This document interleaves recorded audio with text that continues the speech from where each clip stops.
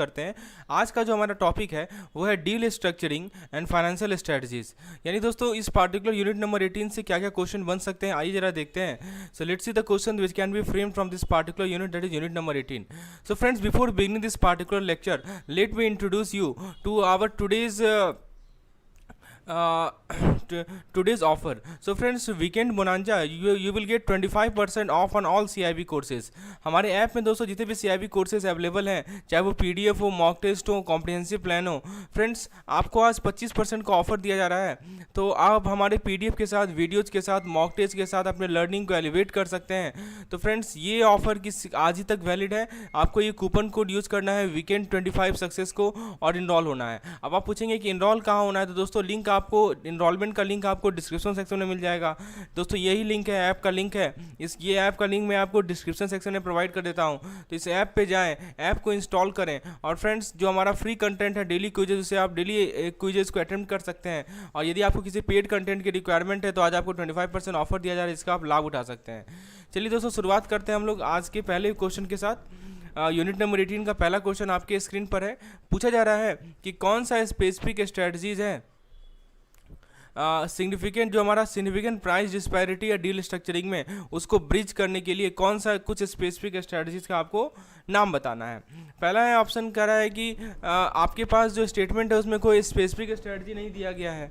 B कह रहा है कि जो स्टेटमेंट है वो स्ट्रेटजी प्रोवाइड करता है प्राइस डिस्पैरिटी को ब्रिज करने में। और तीसरा कह रहा है कि स्टेटमेंट केवल ब्रीफली मेंशन करता है प्राइस डिस्पैरिटी को। देखिए दोस्तों मैं आपको समझाता हूँ, कुछ स्ट्रेटजीज का मैं आपको नाम बताता हूँ। नाम ध्यान से सुनिए।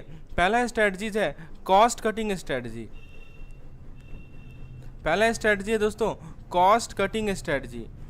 तो ये जो स्ट्रेटजी है इसमें क्या होता है कि आप एक्विजिशन के कॉस्ट को कम करते हैं, राइट।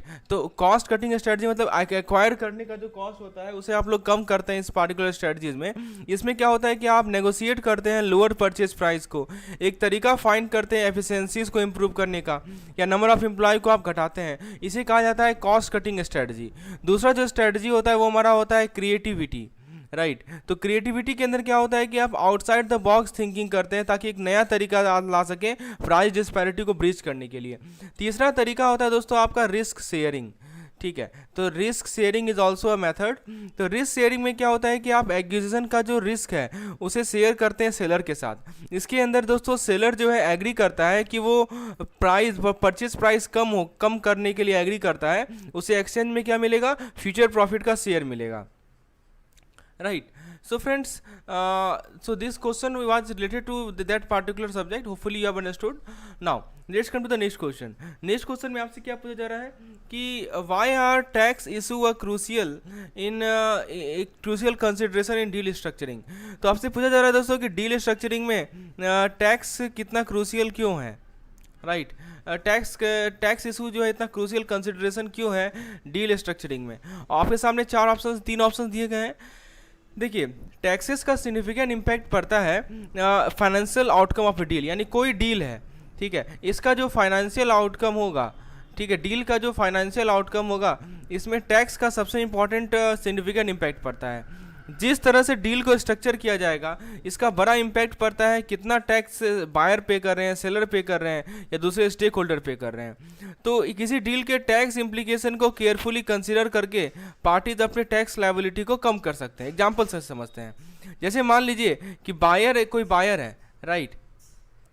तो बायर जो है स्ट्रक्चर करेंगे डील को इस तरह से जिससे वो अपने परचेज प्राइस को डिडक्ट कर सकेंगे टारगेट कंपनी का टैक्सेबल इनकम से। तो जो भी टैक्सेबल इनकम है उसमें से परचेज प्राइस क्या कर सकेंगे, डिडक्ट कर सकेंगे। इससे क्या होगा कि कितना टैक्स का जो अमाउंट उन्हें पे करना है वो सिग्निफिकेंटली रिड्यूस कर लेगा। उसी तरह दोस्तों कोई मान लीजिए सेलर है, ये तो बायर के पर्सपेक्टिव में मैंने समझाया। कोई मान लीजिए सेलर है, तो सेलर क्या करेगा, सेलर एक डील को ऐसे स्ट्रक्चर करेगा जिससे दोस्तों वो अपने टैक्स के पेमेंट को डिफर कर सकेगा अपने कंपनी के सेल्स में। इससे उसे ज़्यादा टाइम मिलेगा टैक्स को पे करने के लिए, और ये अलाउ करेगा उसे कि वो लोअर टैक्स रेट का एडवांटेज ले सके फ्यूचर में। तो दोस्तों टैक्स इम्प्लीकेशन को कंसीडर करके डील में पार्टीज जो है इन्फॉर्म डिसीजन ले सकती हैं जिसके द्वारा वो अपने फाइनेंशियल गोल को अचीव कर सकती हैं। अब जरा ऑप्शंस को देखते हैं। ऑप्शन ए कह रहा है कि कि to ensure the deal generate a value for all the parties involve. ये गलत है, क्योंकि टैक्स इशू केवल कंसिडरेशन ही नहीं है डील स्ट्रक्चरिंग में, दूसरे फैक्टर्स भी हैं, राइट। जैसे कि आपको मैं बताऊं, जैसे value of target company, right, value of target company. फिर दोस्तों बायर का फाइनेंशियल स्ट्रेंथ, बायर का फाइनेंशियल स्ट्रेंथ क्या है, तो ये सभी फैक्टर्स है जो कि डिसाइड करते हैं फाइनेंशियल स्ट्रेंथ ऑफ बायर। और दोस्तों रेगुलेटरी एनवायरनमेंट क्या है, इन सभी चीज़ों को भी आपको कंसीडर करना पड़ेगा। ऐसा नहीं कि केवल आपने टैक्स को कंसीडर किया तो हो गया, नहीं, टैक्स के अलावा टारगेट कंपनी का वैल्यू कितना है, बायर का फाइनेंशियल स्ट्रेंथ कितना है, रेगुलेटरी एनवायरनमेंट कितना है, इन सभी चीज़ों को भी कंसीडर करना पड़ेगा। ओके, ऑप्शन बी कर रहा है कि to deal comply with the legal requirement. दोस्तों टैक्स इशू का मतलब ये नहीं होता है कि जस्ट आप लीगल रिक्वायरमेंट को कंप्लाई करेंगे। टैक्स का मतलब ये होता है कि आपने टैक्स लायबिलिटी को मिनिमाइज करना, आपकी जितनी भी टैक्स लायबिलिटीज़ है उसे मिनिमाइज करना, राइट, और अपने टैक्स बेनिफिट्स को मैक्सिमाइज करना। So this is the meaning of tax restructuring. तो ये भी ऑप्शन गलत है, ऑप्शन सी सही है, to minimise tax liability and maximise tax benefit. So that's why option number C is correct. Now let's come to the next question. Next question में आपसे पूछा जा रहा है कि हमारा टैक्स डील इज रीस्ट्रक्चरिंग का मेजर एस्पेक्ट क्या है, what is the major aspect of deal restructuring. Okay, so let us discuss each in every statement, क्योंकि बिकॉज दिस क्वेश्चन, क्योंकि दोस्तों ये जो क्वेश्चन है इसमें आपको ऑप्शन के थ्रू चलना पड़ेगा, आपको देखना पड़ेगा कि इनमें से कौन सा मेजर एस्पेक्ट है। आप पहले एस्पेक्ट को देखेंगे तब तो समझ पाएंगे मेजर एस्पेक्ट कौन सा है। आइए देखते हैं, let's see. So first option is acquisition vehicle. Okay, acquisition vehicle, post closing organisation,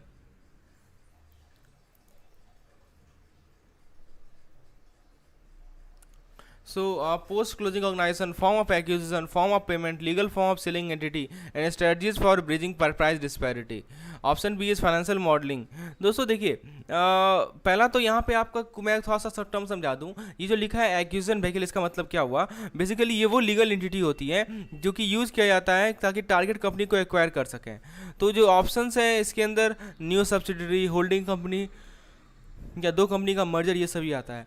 next है हमारा पोस्ट क्लोजिंग ऑर्गेनाइजेशन। ये क्या होता है, तो इसका मतलब कि एक कंबाइंड एंटिटी का स्ट्रक्चर होता है जब जैसे ही हमने एक्विजिशन को कंप्लीट कर लिया, एक्विजिशन को कंप्लीट कर लिया, तो उसके बाद दोस्तों जो हमारा कंबाइंड एंटिटी का स्ट्रक्चर होता है उसे हम लोग पोस्ट क्लोजिंग ऑर्गेनाइजेशन कहते हैं। इसके अंदर standalone subsidiary, division of acquiring company और जॉइंट वेंचर, ये सभी आते हैं।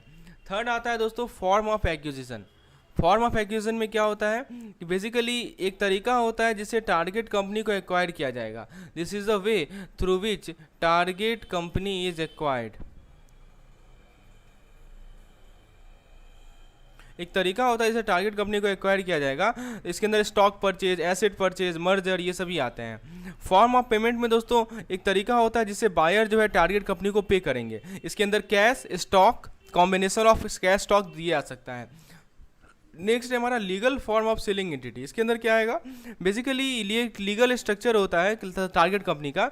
इसके अंदर कॉर्पोरेशन, पार्टनरशिप, सोल प्रोप्राइटरशिप, ये सभी आते हैं। और लास्ट है strategies for bridging price disparity. इसके अंदर एक तरीका होता है जिससे बायर और सेलर जो है एक परचेज प्राइस पे एग्री करते हैं जो कि दोनों पार्टीज को एक्सेप्टेबल होता है। तो इसके अंदर valuation expert, negotiating a price adjustment mechanism, या दोस्तों आप कंटिजेंट पेमेंट स्ट्रक्चर को यूज करें। तो ये हमारा ये सभी मेजर एस्पेक्ट्स हैं। ऑप्शन बी को जरा देखते हैं, क्योंकि इसमें खाली फाइनेंशियल मॉडलिंग है, प्राइवेट इक्विटी फर्म है, दिस इज नॉट, ये मेंशन नहीं करता है मेजर एस्पेक्ट। और ऑप्शन सी भी गलत है, management decision and initial financial decision is also wrong. ठीक है, तो आपको regulatory environment, financial strength of buyer and seller, tax implication, cultural fit, strategic fit, all this factor have to be considered. Okay, now let's come to the next question.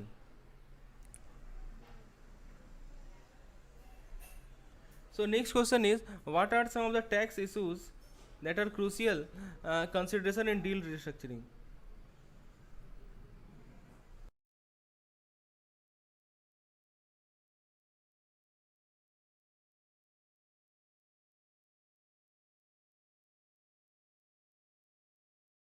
तो क्यों tax importance है deal structure में, अभी में देखा। अब कौन कौन से मेजर टैक्स इश्यूज हैं, आइए वो जरा देखते हैं। तो ऑप्शन को जरा देखते हैं, taxable and non taxable structure and new legislation affecting corporate tax inversion, taxable and non taxable structure and competitive analysis, और लास्ट है दोस्तों leverage buyout and financial modelling. दोस्तों देखिए सही जवाब है इसका taxable and non taxable structure and new legislation affecting corporate tax inversion, option number ए इसका सही जवाब है। देखिए दोस्तों टैक्स इशू का सिग्निफिकेंट इम्पैक्ट पड़ता है किसी डील के फाइनेंशियल आउटकम में। जिस तरह से डील को स्ट्रक्चर किया जाएगा इसका बिग इम्पैक्ट पड़ता है, कितना टैक्स जो है बायर पे कर रहे हैं, सेलर पे कर रहे हैं या दूसरे स्टेक होल्डर पे कर रहे हैं। तो टैक्स इम्प्लीकेशन किसी डील को केयरफुली कंसिडर करके जो पार्टीज़ हैं वो टैक्स लायबिलिटी को मिनिमाइज कर सकते हैं, अपने टैक्स बेनिफिट को मैक्सिमाइज कर सकते हैं।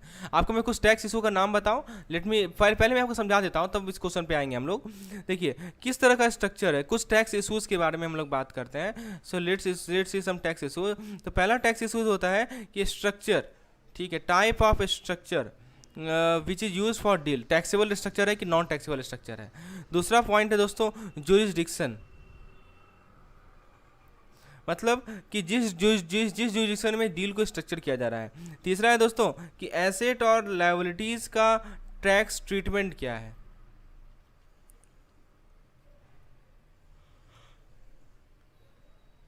Next point is the tax implication of the payment structure, तो जो हमारा पेमेंट स्ट्रक्चर है उसका क्या टैक्स इम्प्लीकेशन है। And the last point is tax implication of the exit structure. अब देखिए जो नया लेजिस्लेशन है जो कि कॉर्पोरेट टैक्स इन्वर्जन को अफेक्ट करता है, ये भी एक क्रूशियल कंसिडरेशन है, वही लिखा है new legislation affecting corporate tax inversion. दोस्तों कॉर्पोरेट टैक्स इन्वर्जन एक ऐसा ट्रांजैक्शन होता है जहां पे जो यूएस के कॉर्पोरेशन है वो मर्ज हो जाते हैं या एक फॉरेन कॉर्पोरेशन को एक्वायर कर लेते हैं ताकि अपने टैक्स रेसिडेंस को लोअर टैक्स जुरिसडिक्शन में मूव कर सके। तो जो नए लेजिस्लेशन है ये एक बहुत ही डिफिकल्ट होते हैं। तो न्यू लेजिस्लेशन के कारण यूएस के कॉर्पोरेशन को बहुत डिफिकल्ट हो गया है कि वो टैक्स इन्वर्जन में इंगेज को, ठीक है। ऑप्शन बी कर रहा है taxable and non taxable structure and competitive analysis. So I think this is incorrect, क्योंकि कॉम्पिटिटिव एनालिसिस जो है टैक्स इशू नहीं है, क्योंकि यहाँ पे देखिए competitive analysis, this is competitive analysis has nothing to do with tax, right. Now let's see the option number C. Option C में पूछा जा रहा है आपसे leverage buyout and financial modelling. दोस्तों ये भी गलत है, क्योंकि लिवरेज बायआउट और फाइनेंशियल मॉडलिंग टैक्स इशूज नहीं है, ये सभी फाइनेंशियल कंसिडरेशन है जो कि रिलेवेंट होते हैं डील रिस्ट्रक्चरिंग में। So regarding the other tax issues, that tax credit, tax reduction, tax standards, etc. So the correct answer to this particular question is option number A.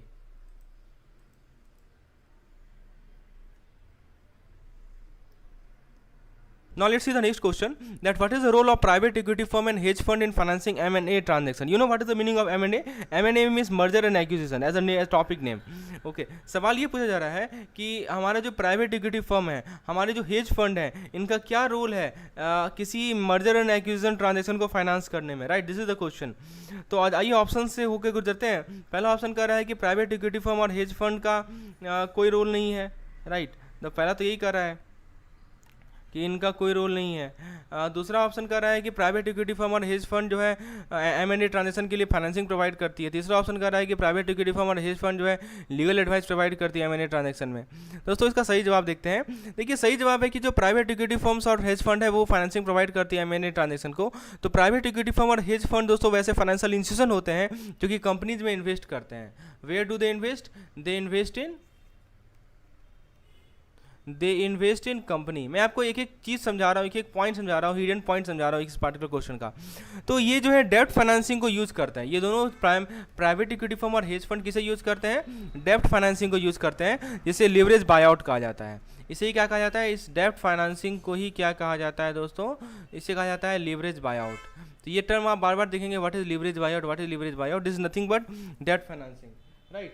तो friends इसका मतलब ये हुआ कि वो कुछ significant amount of money borrow करते हैं ताकि एक्विजिशन को फाइनेंस कर सकें, और फिर डेब्ट को रिपे करते हैं जो भी कैश फ्लो जनरेट किया गया एक्वायर्ड कंपनी के द्वारा। दोस्तों जो हमारे प्राइवेट इक्विटी फर्म और हेज फंड है ये मेजर प्लेयर्स हैं M&A मार्केट में। 2021 में दोस्तों प्राइवेट इक्विटी फर्म और हेज फंड मिलाकर कितना पता है आपको? 40%, 40% जितने भी M&A की एक्टिविटी थे यूएस में, उसके 40% जो है प्राइवेट इक्विटी फर्म और हेज फंड का के द्वारा किया गया था। तो ये ज़्यादा अट्रैक्ट होते हैं M&A ट्रांजेक्शन से, क्योंकि दोस्तों वो हाई रिटर्न को जनरेट कर सकते हैं। तो जरा ऑप्शन से होकर गुजरते हैं। ऑप्शन ए कर रहा है कि private equity firm and hedge firm do not have role in financing M&A transaction. ये तो तो इनकरेक्ट है। अभी मैंने आपको बताया कि प्राइवेट इक्विटी फर्म और हेज फंड का बहुत इंपॉर्टेंट रोल है, right.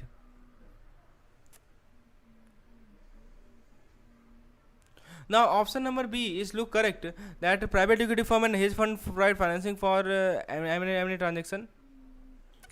And option C is also incorrect, क्योंकि कि दोस्तों ऑप्शन सी इनकरेक्ट इसलिए है क्योंकि प्राइवेट इक्विटी फर्म और हेज फंड जो है लीगल एडवाइस प्रोवाइड नहीं करते एम एन ए ट्रांसफर। और यहाँ पे देखिए लीगल एडवाइस लिखा हुआ है, they do not provide the legal advice. वो लॉयर को हायर करेंगे ताकि वो एडवाइस कर सके उनको on the regarding the financial transaction.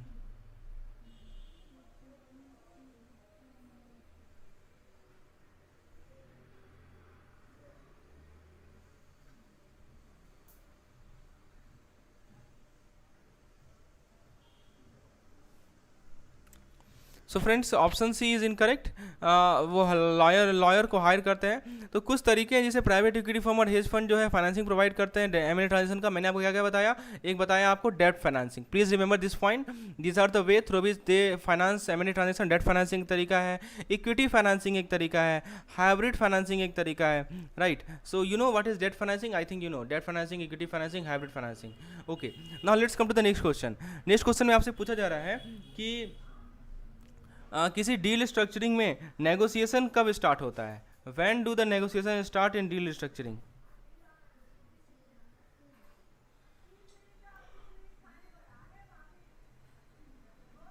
बताइए, डील स्ट्रक्चरिंग में नेगोशिएशन स्टार्ट कब होता है? पहला ऑप्शन है कि जब टारगेट कंपनी को एक्वायर कर लिया गया। दूसरा है कि जब इनिशियल फाइनेंशियल एनालिसिस कंडक्ट किया जाता है उसके बाद। तीसरा ऑप्शन कर रहा है कि मैनेजमेंट जब डिसाइड करती है acquisition and target is chosen. दोस्तों सही जवाब है इसका ऑप्शन नंबर सी। जब मैनेजमेंट डिसाइड करती है एक्विजिशन का और टारगेट को चूज किया जाता है तब जाके नेगोशिएशन स्टार्ट होता है डील स्ट्रक्चरिंग में। देखिए नेगोशिएशन का स्टार्ट जैसे ही मैनेजमेंट डिसाइड करती है कि हमें एक्वायर करना है, कि एक्वायर करना है और टारगेट को चूज कर ली, तभी जाके नेगोशिएशन स्टार्ट हो जाता है। ऐसा इसलिए क्योंकि जो बायर और सेलर है उन्हें एग्री करना पड़ेगा जो टर्म्स ऑफ द डील है, राइट। जैसे कि परचेज प्राइस क्या है, पेमेंट का फॉर्म क्या है, okay.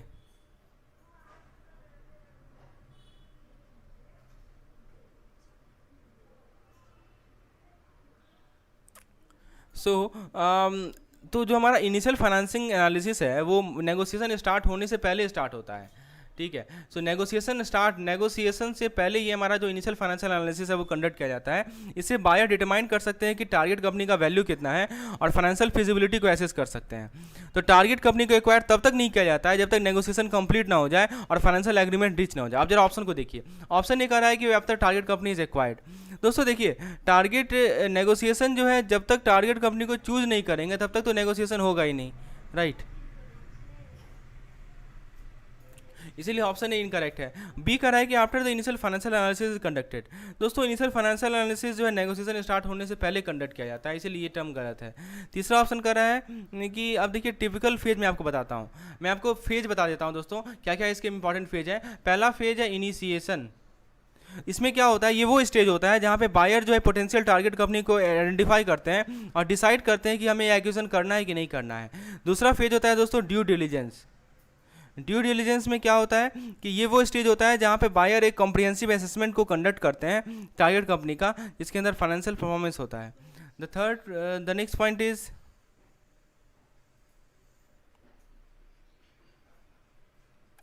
Okay after is negotiation वो स्टेज होता है जहाँ पे बायर और सेलर जो है टर्म्स ऑफ डील को एग्री करते हैं, जैसे परचेज प्राइस क्या होगा, पेमेंट का फॉर्म क्या होगा, etcetera. And the final is legal documents. तो ये वो स्टेज होता है जहाँ पे when the lawyer where the lawyer is there. So correct answer to this particular question is option number C.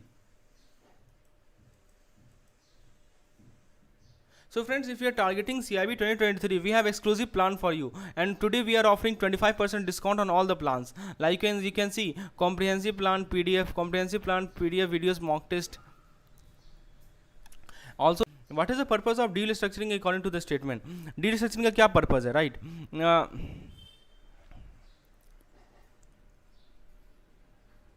Option ये कर रहा है कि हम आउटलाइन करें कि कैसे मर्जर और एक्विजिशन डील जो है वैल्यू जनरेट करेगा सभी पार्टीज के लिए। ऑप्शन बी कर रहा है कि पोटेंशियल इशू को आइडेंटिफाई करें जो कि फ्यूचर में राइज हो सकता है। ऑप्शन सी कर रहा है कि दोस्तों आप डील को क्लोज करें, डील्स को to close all the deals. बताइए डील स्ट्रक्चरिंग का पर्पस क्या है? और correct answer is option number A, ये आउटलाइन करना कि कैसे मर्जर और acquisition deal will generate value for all the parties involve. Next question, क्यों ये जरूरी है ताकि पोटेंशियल इश्यूज और अनफॉर्चुनेट रिस्क को लें जब भी हम डील स्ट्रक्चरिंग करें? Why it is necessary?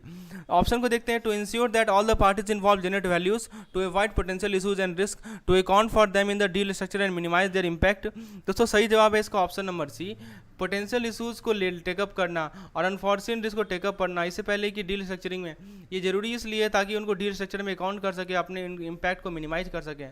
Option number C is correct. Next question ये देखते हैं, पूछा जा रहा है कि डील स्ट्रक्चर और फाइनेंसिंग कैसे रिलेटेड है? पहला है कि रिलेटेड नहीं है, दूसरा है क्लोजली रिलेटेड है, और दोस्तों कुछ तीसरा ऑप्शन कह रहा है कि रिलेटेड है कुछ तरह के एम एन डील में। सही जवाब है दोस्तों इसका option number C, option number B, that is they are closely interwoven. Option number B is correct.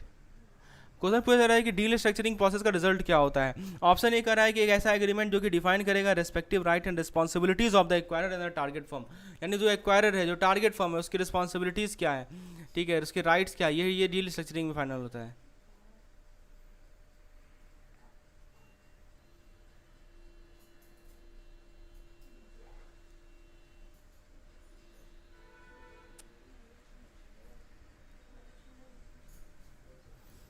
Next option is list of potential issues and risk. Next option is financial plan for the acquisition. तो deal structuring process का result क्या है? सही जवाब है दोस्तों इसका, एक ऐसा एग्रीमेंट जो कि डिफाइन करेगा respective right and responsibilities of the acquirer and the target firm. इनमें से कौन सा मेजर एस्पेक्ट है डील स्ट्रक्चरिंग प्रोसेस का? तो पहला है कि I think we have discuss this question, option number A is correct. इनमें से कौन सा टॉपिक्स है जो कि इंक्लूड किया गया है डील स्ट्रक्चरिंग के कन्वर्सेशन में? Right. What are the topics which are included in the deal structuring conversion? Like risk management, financial difficulties, and consequence of risk on agreement acquisition. Option B is legal issues, regulatory compliance, and due diligence. Option C is strategic planning, market analysis, and competitive assessment. So, friends, correct answer to this question is option number A: risk management, financial difficulties, and consequence of risk on agreement acquisition. Next. So, friends.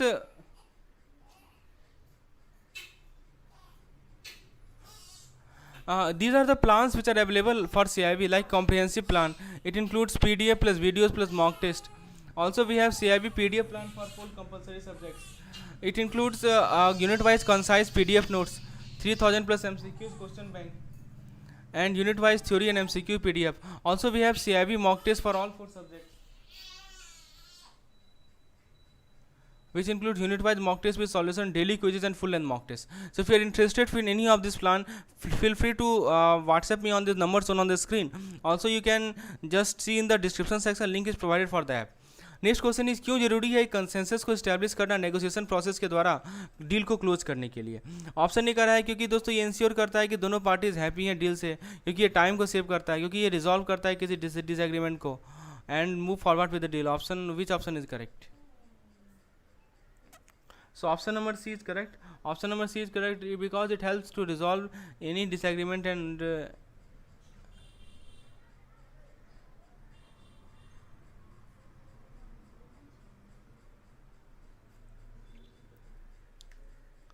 what is deal structuring process? The process of identifying potential issues in merger and acquisition deal. The process of negotiating the terms and conditions of merger and acquisition deal.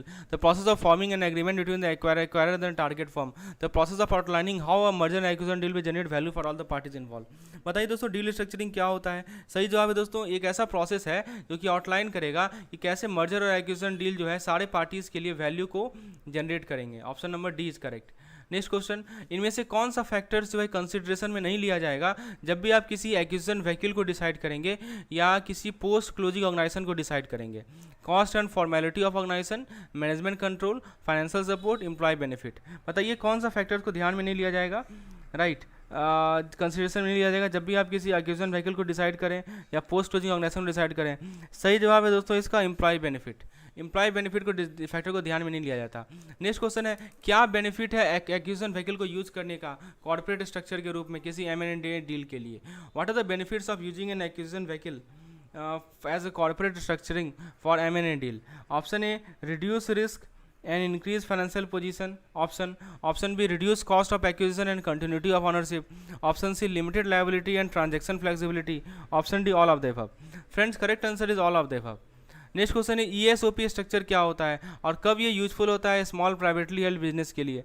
तो ESOP structure एक legal entity होता है जो कि risk को कम करता है, financial option को बढ़ाता है।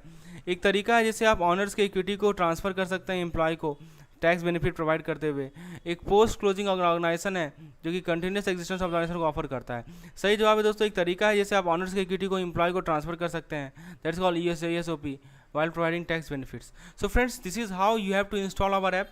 This is the app link in the play store, Google play store. आपको गूगल प्ले स्टोर पे जाना है, ऐप को इंस्टॉल करना है, ओपन पे क्लिक करना है। जैसे आप ओपन पे क्लिक करेंगे दोस्तों, आपको आपके मोबाइल पे आपके मोबाइल नंबर डालना है, तो OTP आएगा, OTP से आप इंटर कर सकते हैं and you will see this type of interface, all the courses are available. आप ये 3 डॉट पे जाके क्लिक करेंगे, यहाँ पे फ्री मटेरियल सेक्शन पे जाना है और दोस्तों फ्री मटेरियल सेक्शन पे आपको डेली क्विजेस फ्रीली मिल जाएंगे। तो हमारे ऐप को इन गूगल प्ले स्टोर से इंस्टॉल कर लें और फ्रेंड्स इस पार्टिकुलर वीडियोस का इस तरह के कंटेंट का लाभ उठाएं। Again I am reiterating that weekend bonanza is for you, get 25% off on all CIB courses, elevate your learning with our PDF videos, mock tests and more. So this offer is valid till weekend only. Use this code weekend25 success. Thanks. So you hopefully you enjoyed today's course. If you enjoy the course, do like and share. Thanks for watching. Do subscribe our channel, hit the bell icon so that when the videos go live, you instant notification received to you. Thank you.